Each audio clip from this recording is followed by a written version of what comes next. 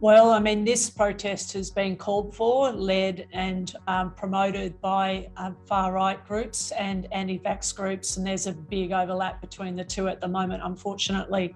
And what we're seeing happening is a march being led around the city, and obviously without masks, obviously congregating like they did yesterday in big numbers. And we hope that that does not turn violent.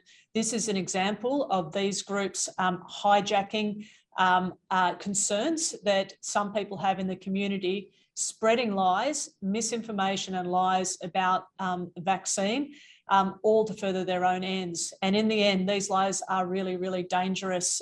The only way to minimise illness in this pandemic is through the vaccine. And when people start believing these lies, they're told, it's a threat to them and their family and the whole community.